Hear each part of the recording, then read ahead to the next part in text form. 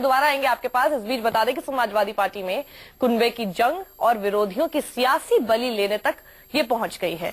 शिवपाल यादव अखिलेश के 3 super powerful कमांडरों के टिकट कटवा चुके हैं, तो अखिलेश ने चाचा के बेहद करीबी परिवार के दोनों सदस्यों को सरकार के पदों से बर्खास्त करवा दिया है। हमारे यहाँ कभी नहीं किया जाता और पार्टियों में किया जाता है।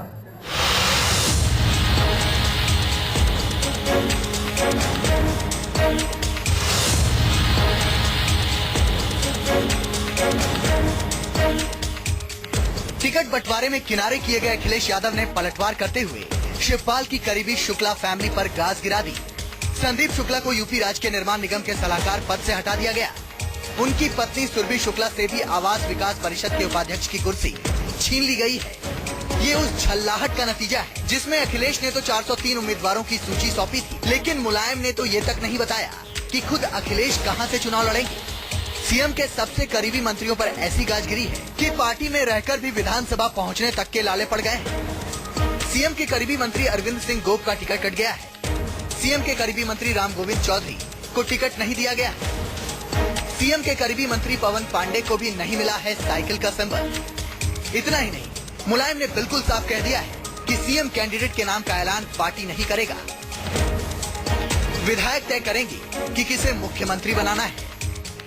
हमारे यहाँ कभी नहीं किया जाता और पार्टियों में किया जाता है, सुबह धाराशायी हो जाते हैं। हमारी पार्टी में पहले कोई नहीं किया जाता है और जब विधानमंडल दल की बैठक होती है तब तय हो जाता है।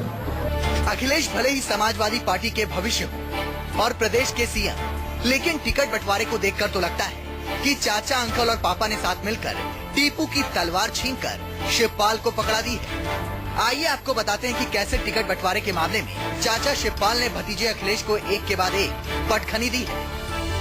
शिवपाल ने न सिर्फ सीएम के सबसे करीबी 3 मंत्रियों का टिकट कटवा दिया, अखिलेश ने शिवपाल के करीबी जिन 8 मंत्रियों को बर्खास्त किया था, सबको टिकट दिलवा दिया। अखिलेश यादव ने अतीक अहमद के टिकट का विरोध किया था, शिवपाल ने अतीक को भी टिकट दिलवा दिया। अखिलेश ने मुख्तार का विरोध किया, शिवपाल ने उनके भाई को टिकट दिलवा दिया। अखिलेश ने रामपाल यादव को गिरफ्तार करवाया था, पार्टी से निकलवाया था, शिवपाल उन्हें पार्टी में वापस ले आए और टिकट भी दिलवा दिया। अखिलेश कांग्रेस आरएलडी से गठबंधन चाहते थे, यहाँ भी मुलायम और शिवपाल ने उनकी एक नहीं चलने दी। अखिलेश ने 403 उम्मीदवारों की लिस्ट सौंपी थी, इसे भी एक सामान्य सूची बताकर हवा में उड़ा दिया गया। पहले मैंने कह दिया, समाजवादी पार्टी का किसी से गठबंधन नहीं होगा। अखिलेश करो जहाँ तक वो चाहेगा वहाँ से लड़ेगा। उधर तो चाचा भतीजे की लड़ाई और ज्यादा बढ़ती जा रही है। वीरेश हमारे साथ हैं। वीरेश, क्या लग रहा है आपको कि ये जो छीना झपटी की लड़ाई पूरी चली जा रही है, इसमें अब खबर ये है कि अपनी उम्मीदवारों की लिस्ट के साथ अखिलेश यादव आज जाकर वहां पर मुलाकात करेंगे मुलायम सिंह से और उन सब उम्मीदवारों को भी साथ लेकर जाएंगे। तो क्या आज गहमा गहमी का माहौल हो सकता है, गर्म हो सकता है?